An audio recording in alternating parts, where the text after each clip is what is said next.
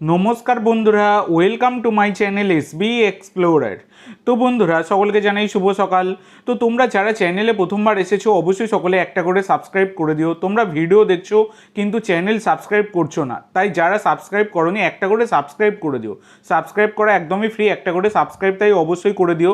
আর ইতিমধ্যে তোমরা সকলেই জানো আমি যে লাইভের বিষয়বস্তুগুলো টেলিগ্রামে দিয়ে থাকি, কিন্তু টেলিগ্রামে ব্যান বর্তমানে 22 তারিখ অবধি একটা ব্যান করে দিয়েছে আর কি গভর্নমেন্ট। সেই কারণে আমি একটা হোয়াটসঅ্যাপ চ্যানেল খুলেছি এবং সেখানে কিন্তু আমি লাইভের বিষয়বস্তু শেয়ার করে দিয়েছি। হোয়াটসঅ্যাপ চ্যানেলের লিঙ্ক আমি পিন কমেন্টে দিয়ে দিচ্ছি, পিন কমেন্ট বা ডেসক্রিপশন বক্স যেখান থেকে হোক আমি দিয়ে দিচ্ছি, সেখান থেকে তোমরা কিন্তু জয়েন করে নিও। এই 22 তারিখ অবধি একটু কষ্ট করে কাজটা করো, আর কিছু করার নেই। ব্যান থাকলে তো এখানে আমাদের কিছু করার নেই। এইটা তোমরা একটু হোয়াটসঅ্যাপ চ্যানেলটায় জয়েন করে নিও। আজকেরও ম্যাচগুলোর আর্জেন্টিনা সব কিছুরই কিন্তু লাইভের বিষয়বস্তু দেওয়া ছিল, সেই কারণে তোমরা কিন্তু জয়েন করে নিও হোয়াটসঅ্যাপ চ্যানেলটা। তো এবার যে আপডেটটা দিয়ে শুরু করব, ফার্স্টেই ইস্ট বেঙ্গলের একটা আপডেট দিয়ে শুরু করি, যেটা হচ্ছে 26 বছর বয়সী ভারতীয় রাইট ব্যাকের প্লেয়ার বরিশ সিং। শুধু রাইট ব্যাক নয়, রাইট মিডফিল্ডেও খেলতে পারেন। এই বরিশ সিংকে কিন্তু সই করিয়ে নিয়েছে ইস্ট বেঙ্গল। তো ইস্ট বেঙ্গল কিন্তু এই ডিলটা ডান করে ফেলেছে। বরিশ সিং যথেষ্ট কোয়ালিটি প্লেয়ার, এফসি গোয়ার সাথে যুক্ত ছিলেন। 1.6 কোটি টাকা মার্কেট ভ্যালুর এই মিডফিল্ডার, রাইট মিডফিল্ডার, তাকে কিন্তু সই করিয়ে একটা বড় চমক দিল ইস্ট বেঙ্গল, সেটা বলাই যায়। এর পরবর্তী যে আপডেটটা তোমাদের সাথে শেয়ার করতে চলেছি সেটা হচ্ছে মোহনবাগানের নতুন কোচ নিয়ে। তো ব্যাপারটা হচ্ছে, দেখো, মোহনবাগানের নতুন কোচ নিয়ে গতকালকেই একটা বড় আপডেট বেরিয়ে এসছে, যেটা হচ্ছে প্যানাজিওটিস ডিম্পেরিস। তার সাথে কিন্তু মোহনবাগান ম্যানেজমেন্ট অ্যাডভান্স স্টেজের কথাবার্তা চালিয়েছে। তো গতকাল অবধি এই খবরই ছিল। পরবর্তীকালে খবর পাওয়া যায় ইস্ট বেঙ্গল নাকি আবার ইন্টারেস্ট শো করেছে এই ডিম্পেরিসের ওপর, যদিও কিন্তু এই খবরটা ফেক বলেই জানা গেছে। ইস্ট বেঙ্গলের কোনো রকম নজর নেই ডিম্পেরিসের ওপর, এইরকমই খবর কিন্তু পাওয়া গেছে। তো যাই হোক, তো এই প্যানাজিওটিস ডিম্পেরিস, তো এই কোচকেই কনফার্ম করার পথে মোহনবাগান ম্যানেজমেন্ট। কিন্তু এখানেও একটা চমক আছে, মোহনবাগানের কিন্তু টার্গেটে রয়েছে পিটার কারাটকি।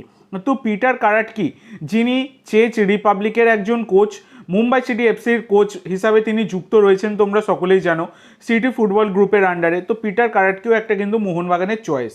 তো এই পিটার কারাটকির সাথেও কিন্তু মোহনবাগান মানে তাকে নিতে চাইছে, এইরকম একটা সম্ভাবনা কিন্তু আছে। আজকে ফাইনাল খবর চলে আসতে পারে, এইরকম একটা সম্ভাবনা কিন্তু বেরিয়ে এসছে, যেটা ম্যারিনার স্যারিনা তারাও কিন্তু জানিয়েছে।